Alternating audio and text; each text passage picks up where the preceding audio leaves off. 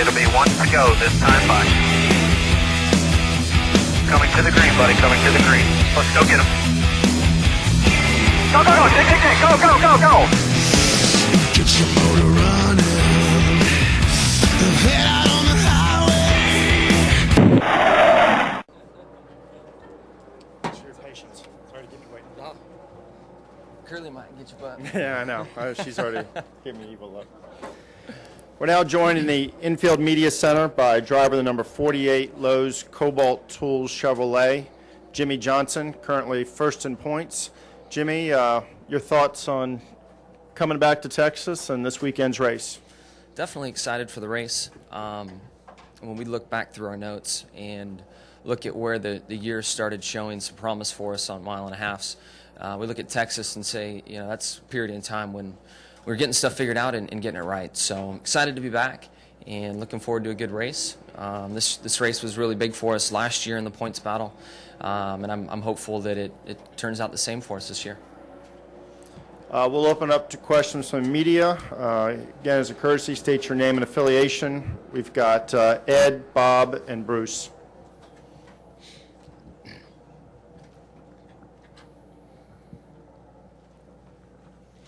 Ed Hinton, ESPN.com. Jimmie, earlier in the season you said you kind of wanted to get back to being booed a little bit. now you kind of are. Do you wonder, though, if people really understood how you came up and that you didn't have it any easier than somebody coming out of South Carolina or North Carolina or whatever? Do you think that maybe you wouldn't get the sort of outsider treatment booing from some of the hardcores that you get? And also, when you were coming up, I know you and your dad didn't exactly have a plan, but when did it finally click on you, hey, this could be the big time? Was it pretty on into your career that part of it finally clicked? Yeah, well, to start, I'd say I have had more fan support this year than any year I've been in Cup. My fan base has done an amazing job of supporting me, and I've seen a lot more people wearing other colors cheering for me and respecting what this team has done, what I've done. So this has been a great year for me and my fan base. You know, so I'm thankful to that. I feel that coming in and driving for Jeff and driving for Rick in some ways created that negative tone. People that didn't like Jeff instantly weren't going to like the 48 and the guy driving it. But you know, I'm my own personality. I'm my own driver, and I really feel like I've created my own mark in this sport. And to be honest with you, I don't really care what people think anymore. I mean, I've spent my whole career worrying about that crap, and it's done nothing but confuse people. So I'm just climbing in that car, doing my job, driving my ass off, and take it from there. I mean, the thing that I've done through my whole career is treated everybody with respect and have raced hard. And my story's been out there about how hard I've worked to get here, the simple upbringing that I had, you know, in El Cajon, California, and how far NASCAR was away. And that story's still out there, and a story I'm very proud of. But today, man, I'm trying to race and win races and win championships. And you know, if people want to go back and look at that stuff and see the stories, then fantastic, because I feel I have a great story. But I can't spend my whole career trying to say, hey, you know, you need to respect me. You need to look at my upbringing because you might be a bigger fan of mine. I've just got to go out and do my job and race hard. So that's my perspective on it. And you know, for myself and even my dad and my family in motorsports, man, we thought we hit the big time when I started driving Chevy trucks in the mid-'90s. I mean, that was it. I mean, I was on four wheels. I had a roll cage, driving that lightning bolt-looking Chevrolet that I was in. I mean, that was it. That was big time. So everything from there was really gravy for myself and my dad especially. My brother just ran his first nationwide race last week, and I was talking to my dad before the race because he was spotting for Jarrett. And I said, Dad, I remember the first race that I ran. I ran it at IRP for the 59 car for Tad and Jody. And that was terrible. I mean, in the way all night long, terrible. And I got out of the car and I was really disappointed. And when I had my dad on the phone, he said, you know what? He goes, you might be disappointed, but I can't tell you that there's a more proud father out there.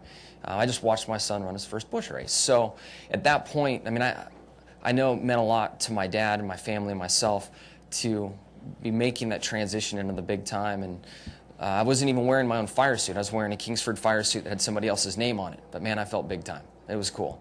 I remember driving the curb car at Homestead that same year. I think it was '99. And I wore Brad Knopfsinger's fire suit. And people were saying, hey, Brad, sign this, sign that. And I'm like, cool, they don't know my name, but I don't care. I'm wearing the suit and the fence signed it. So there have been many moments along the way, and it makes it more special now to be where we're at and to look back on those moments. And, you know, I feel like I've kind of lived the dream, and shows that the sport not only is a Southern sport for drivers, or for crew members and stuff, it's nationwide. I mean, it doesn't matter if you grew up racing sprint cars, motocross, whatever it is. I mean, you look at Boyer coming in with his background, myself, Kane. You look at guys from all over, and everybody's getting a shot. It's really cool to see. Whose name did you sign? I signed my own, Okay. and they're like, "What? It doesn't match the suit." Bob. Bob Margolis, Yahoo Sports. Jimmy, Jeff is facing the prospect of going his first winless season since being a rookie. I mean, you know him. He's your friend. He's your teammate. I mean, how hard has that got to be? And what's he saying? He's obviously had to talk to you about it. And how difficult can that be? And I know it's a three-part. How difficult is it for him? What's he saying? But then how difficult is it for a team that's that good to not come out of this season without a win? It's tough. I mean, to say the least, it's tough. One thing about Jeff, he's always done a very good job of letting things roll off his back. If it's been positive things with championships or negative things with winless streaks or whatever it may be, the guy has a very good ability to let things roll off his back and focus on next week and the job that he's got to do. You know, Stevie and Jeff both, they don't like this position they're in, and they're working really hard to not be in it. I think that they're close to winning a race. You know, they've had a good season. They've been able to make the chase and be competitive in the chase. So there's a lot of positives to look at. And, you know, I know at some point in my career I will experience the same thing and have the questions asked. So I'm kind of watching and learning as Jeff is going through this. And all you can do, and all that I see him doing, is showing up each week optimistic, putting his head down and getting to work. And, you know, in time that will pay off. And, you know, as a friend and teammate, I hope it starts this weekend for him. You know, the guy is an amazing driver and still has plenty of years left in him, and that team is an amazing team. Just need to get everything clicking on the right, you know, the right on all 8 cylinders for that matter, and make it happen. Are you okay if it happens this weekend as long as you're second? Yeah, I mean, frankly, as long as I'm ahead of the 99, 16, and 31, I'm pretty happy. So, but yeah, I would love to see him win, definitely. Bruce. Jimmy, are you getting a good laugh over the fact that here you are closing in on your 3rd title, and everybody kind of seems to be obsessed with changing the rules of the chase?